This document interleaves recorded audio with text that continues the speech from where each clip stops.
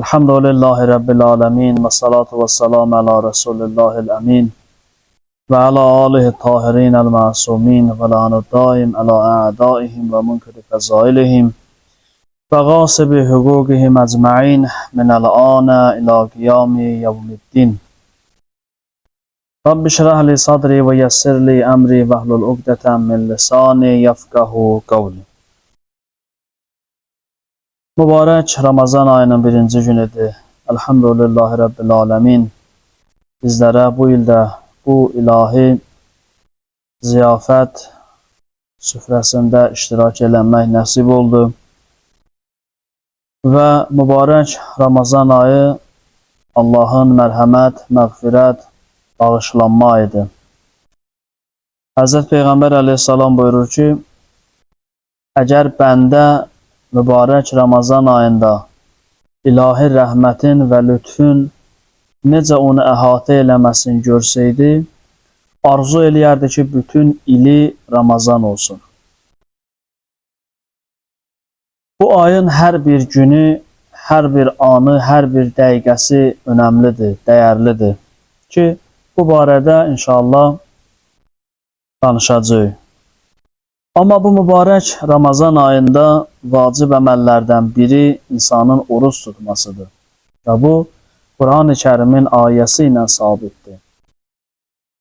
Quran-ı Kərimdə Uca Allah buyurur ki, Əuzu billah minəşşeytanirracim Ya eyyuhəl-ləzinə amenu Ey iman gətirənlər Kutibə aleykumus-siyam Kəma kutibə aləl-ləzinə min qablikum Ey iman gətirənlər, oruç sizdən əvvəlki ümmətlərə vacib edildiyi kimi sizlərə də vacib edildi ki, təqvalı olasınız, məsuliyyətli olasınız. Və birinci gündür, ona görə bir neçə dənə ən çox soruşulan və zəruri olan şəriət məsələlərinə işarə edeyim. İnşallah mövzumuzu davam elətdirərik. Çox sual verilir, oruclu insan, məsələn, ağrı kəsici kimi, təzyiq salıcı kimi, qızdırma salıcı kimi hansı vasitələrdən istifadə eləyə bilər? Bəzən belə bir söz deyirlər, deyir ki, hər hansısa bir tabletkanı, həbi insan quru-quru, su olmadan istifadə eləyərsə, bu icazəlidir, yoxsa yox. Alimlərin rəyinə əsasən, insan tabletka istifadə eləyərsə, istər su ilə birlikdə qəbul eləsə, istər susuz qəbul eləsə, onun orucu batildir. Amma ağrı kəsici kimi və yaxud təzyiq salıcı kimi və yaxud da qızdırma salıcı kimi iynələrdən istifadə olunarsa, o zaman oruca xələl gəlməz. Amma tabletka formasında istifadə olunan dərmanların qəbulu insanın orucuna problem yaradar. Bu, bilinməsi lazım məsələlərdən biridir. İkinci, həddi buluğa çatan uşaqların, şəri cəhətdən 9 yaş qızların, 14 yaş, 15 yaş oğlanların ki, qeyd olunur.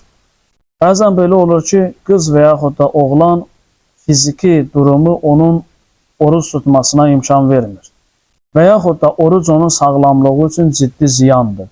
Belə olan halda həmən o insanlara da necə xəstə, yəni yaşı çox olub, xəstə olanlar və yaxud da orucun ona ziyanı olan adamlara oruc tutmaq vacib deyilsə, bu uşaqlara da o formada, yəni bu yaşda olan həddi buluğa çatmış insanlara da oruc tutması vacib deyil. Sonradan inşallah 3 il, 5 il keçəndən sonra günə-gün qəzasını eləyəcək. Bu, şəriət məsələləri idi ki, mən qeyd elədim. Amma mübarək Ramazan ayında qeyd elədim, oruç tutmaq sadəcə ibadətlərin biridir. Biri oruç tutmaqdır. İbadətlərin sayı mübarək Ramazan ayında çoxdur. Məsələn, çox halına rastlaşırıq, bir adam xəstədir. Həqiqətən xəstədir, üzürlü səbəbdən oruç tuta bilmir. Görürsən, çox narahatdır. Kaş mən də oruç tutaydım. Amma burada bir məsələyə diqqət eləmək lazım. Məsələn, mən əlhamdülillah sağlamam, oruç tuturam, necə mən Allahın əmrinə itaət eləyirəm, mükafat qazanıram. Bir adam da oruc, xəstə halında oruc tutmaması ilahi əmrdir, ilahi göstərişdir. Yəni, mən oruc tutub Allahın əmrinə itaət eləyirəm, bir adam da xəstəlik səbəbindən tuta bilmir və bu icazəni ona Allah verir, Allahın əmrinə itaət eləyib oruç tutulur. Niyyəti bu cürdür. Niyyəti bu cür eləmək lazımdır ki, xəstəliyimə görə yox, sağlamlığıma görə yox, elə Allah əmr eləyibdir xəstə və sağlamlığı yerində olmayan insanlar oruç tutmasınlar, mən Allahın əmrinə itaət eləmişəm. Nəticə etibarilə hər ikimiz Allahın əmrinə itaət edirik. Birimiz oruç tutmaqla, birimiz oruç tutmamaqla. Ona görə bu əzizlərimiz ki, xəstədirlər, həqiqətən xəstədirlər, narahatçılıqları var. Onların oruç tutmaması onları üzməsin, onlar narahat olmasınlar, düşünməsinlər ki, mübarək Ramazan ayının fürsətini əldən qaçırtdılar. Sadəcə oruç tuta bilmirlər, digər əməlləri, digər zikirləri icra eləyə bilərlər. Mübarək Ramazan ayının dəyərli olmasının səbəbi burada oruç tutulmasına görə deyil. Qeyd elədiyim kimi, oruç ibadətin bir növüdür. Mübarək Ramazan ayının dəyərli olması onda ilahi kitabın nazil olmasına görədir. Allah buyurur ki, Şəhru Rəmədan əlləzi unzilə fihil Qur'an. Mübarək Ramazan ayı Qur'an-ı Kərimin nazil olduğu aydır. Bu aya dəyər verən bu insanların bu ayda Qur'an-ı Kərimlə müjdələnməsidir. Qur'an-ı Kərimin insanlara, bəşəriyyətə göndərilməsidir. Dəyər bundandır. Bu qədər ki, fəzilətlər sayılır mübarək Ramazan ayı ilə bağlı. Mən bir neçəsini oxuyacağım. Ki, Həzrət buyurur, La yəkunənnə şəhru Ramazan indəkum kəğeyrihi minəş-şuhur. Buyurur, Ramazan ayı sizin yanınızda başqa aylar kimi olmasın. Yəni, başqa aylardan fərqlənsin. Fəinnə ləhu indəllahi hurmətən və fəzlən ələ sairi-şuhur. Niyə? Ona görə ki, bu mübarək Ramazan ayının Allah yanında xüsusi hörməti və fəziləti var, dəyəri vardır. Ona görə bizim bu Ramazanımız keçən aylarımızdan fərqli olmalıdır.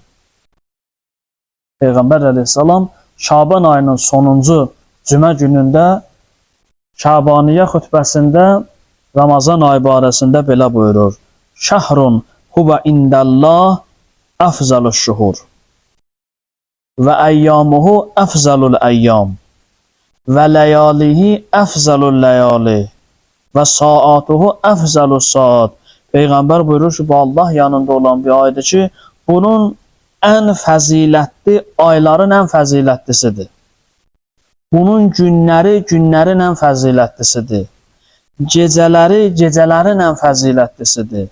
Saatları, saatların ən fəzilətlisidir. Və şəhrun du'itun fihi ila ziyafətillah. Bu ay elə bir aydır ki, bu ayda sizlər ilahi ziyafətə dəvət olunubsuz. Allah qonaqlığına dəvət olunubsuz. Və cu'iltum fihi min əhli kəramətillah. Və bu ayda siz hörmət əhlin, kəramət əhlilərindən olubsuz. Ənfasukum fihi təsbihun. Peyğəmbər əleyhissalam buyurur ki, nəfəsləriniz bu ayda təsbihdir, Subhanallah zikridir. Bu ayın o qədər fəziləti var Allah yanında. Bir var təsbih götürəsən, çəkəsən Subhanallah, Subhanallah. Bir də var özümüzdən qeyri-iradi olaraq nəfəs verib alırıq. Nəfəs verib almağımızı Allah təsbih savabı yazır. Və nəvmukum fihi ibadə. Yuxuz bu ayda ibadətdir. Bir adam dincəlmək üçün, nə gedək səhərdən axşama qədər yatar, dincəlmək üçün gedir, uzanır, öz təbirimizlə desək, gözünün acısını alır. Bu da Peyğəmbər buyurur ki, ibadətdir. Və əməlukum fihi məqbulun. Bu ayda elədiyiniz əməllər məqbuldur, qəbul olunur. Və duaukum fihi müstəcabun. Və bu ayda elədiyiniz dualar da müstəcabdır, qəbula çatır. Görün, nə qədər əzəmətli bir ayda qərar tapmışıq. Hər anımız, hər saatimiz, hər saniyəmiz Allahın rəhməti ilə, lütfü ilə əhatə olunubdur. Bütün bu sadalananlar nə üçündür? Bütün bu bərəkətlər ki verilir bunun gecəsinə, gündüzünə, saatlarına, ona görə ki bu ayda Qur'an-ı Kərim nazil olur. Ona görə ki bu ayda digər ilahi səmavi kitablar nazil olubdur. İmam Sadiq aleyhissalam buyurur ki, Nəzələtit Tevrat fi sittin məzamin şəhri Rəmədan. Ramazan ayından 6 gün keçəndən sonra Tövrat nazil olurdu. Və nəzələl İncil fi isnətə əşərətə leylətən məzət fihi min şəhri Rəmədan. Və bu Ramazan ayından 12 gün keçəndən sonra İncil nazil olurdu. Və nəzələl Zəbur fi leyləti thəmaniyyə əşərətə məzət min şəhri Rəmədan. Ramazan ayından 18 gün keçəndən sonra Zəbur nazil olubdur. Və nəhayət sonuncu və nəzələl Qur'an fi leylətil qədr. Və Qur'an Qədr gecəsində nazil olubdur. Görün, bu ayın fəziləti üçün bir dənə bu əsas amildir ki, Allahın bütün səmavi kitabları Ramazan ayında peyğəmbərlərinə və o dövrün insanlarına və bütün dövrün insanlarına müjdə verən və xəbərdar eləyən olaraq nazil olur. Bu, mübarək Ramazan ayının dəyərinin göstəricisidir, fəzilətinin göstəricisidir. Və bu mübarək Ramazan ayında biz nələr eləməliyik? Həzrət Peyğəmbər əleyhissalam buyurur ki, İnnə mən təməssəkə fi şəhri Ramazan bi sitti xisalin. Buyurur ki, hər kim 6 dənə bu mübarək Ramazan ayında 6 dənə şeydən möhkəm yapışa, nə olar? Qəfərəllahu ləh zunubəhu. Allah bunun günahlarını əfv eləyər, bağışlayar. 6 dənə şeydir. Mübarək Ramazan ayında biz bunlara diqqətli olmalıyıq. Birincisi nədir? Ən yəhfəzə dinəhu. Birinci budur, dinin qoruyaq. Siz Allah, biz dualarımızda nə qədər biz yad eləyirik, çətinliklərimizi deyirik, problemlərimizi deyirik. Nə qədər deyirik ki, Allah, mənim dinimi qorumaqda mənə kömək ol. Nə badə dünyamı dəyişim və yaxud da elə dünyada yaşadığım müddətcə dinsiz yaşayın. Belə olmasın. İnsan necə fəqirlikdən qorxur, necə xəstəlikdən qorxur, necə başqalarının zülmünə məruz qalmaqdan qorxur, onlardan gərək ən çox dinsizliyindən qorxsun ki, Allah göstərməsin, insan dinsiz ola. Çünki dinsiz insanın dünya ahirəti bərbaddır. Peyğəmbər buyurur ki, bu mübarək Ramazan ayında birinci dininizi qoruyun. Dininizin qorunması üçün çalışın və dua edin. 2. Və yəsunə nəfsə, öz nəfslərinizi qoruyun. Həvai nəfsizə sahib olun. 3. Və yəsilu rəhimə, qohum əqrəbə ilə silə-yərham eləyin, qohumlara dəyin. Hədislərdə bir qeyd var, hətta deyir, salam verməklə olsa, qohumlarla əlaqələrinizi kəsməyin. Giriş-gəliş mümkündür, çətin olar və yaxud da digər hansısa bir şərait alınmaz. Heç olmasa buyurur, salam verməklə də olsa qohumlarla əlaqələriniz olsun. 4-cüsü, və la yu'ziyə carə, qonşunuzu incitməyin, qonşunu incitmə. Diqqət edirsiniz, nə qədər praktik məsələlərdir Peyğəmbər buyurur, hər kim Ramazan ayında bunlara riayət eləsə, günahları bağışlanacaq, qonşuları deyir, incitmə. 5-cisi buyurur ki, qardaşlarına fayda ver, qardaşlarının köməyinə çat. İnsanların dərdinə dəy. 6-cısı və yəxzunu lisanə və dili saxla, diливə sahib. Bu mübarək Ramazan ayında bizim əlhamdülillah mədəmizə sahib oluruq. Amma ən çox mədədən də diqqətli olması lazım olan insanın dilinə nəzarətidir. Nə badə mənim dilimdən bir adam inciyə, yersiz bir adamın xətrinə dəyəm, yersiz bir adamın ünvanına nalayiq sözlər deyəm. Bunlar oruc ibadəti ilə uyğun deyil. Bunlar Ramazan ayında olunan əməllərdir, olunması zəruri olan şeylərdir ki, biz bunlara riayət eləməliyik. Allah qismət eləsə, sabahdan birisi gündən bir mövzu var. O ətrafda danışacağım. Sadəcə ona qədər bir neçə müqəddiməyə ehtiyac var deyə bu bir gün, iki günü müqəddimə xarakterli söhbətimiz olacaq. Və dedim, mübarək Ramazan ayının hər dəqiqəsi fəzilətlidir. Hər anı fəzilətlidir. Ona görə nə badə bir anın insan əldən verə. Peyğəmbər əleyhissalam buyurur, Həzrət Əbu Zərə buyurur ki, yemək yeyəndə belə, yatanda belə niyyətin olsun. Xüsusilə Ramazan ayında.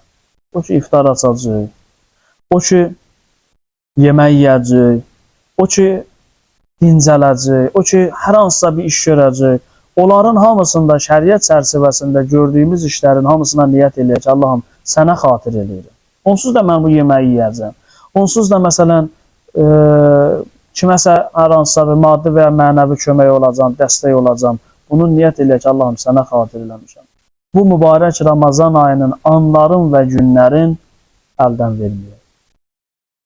Yaxşı olar, alimlər, ariflər deyirlər ki, insan sübh namazında ki, ayağa durdu, sübh namazından durandan sonra niyyət eləyək ki, bu gün mən bacardığım qədər, çalışacağım qədər insanlara fayda verəcəm və bunların hamısını Allaha xatir edəcəm. Bu, mübarək Ramazan ayının həzilətli və dəyərli əməllərindən biridir ki, insan gərək niyyətindən xəbərdar olsun, niyyətinə diqqət eləsin.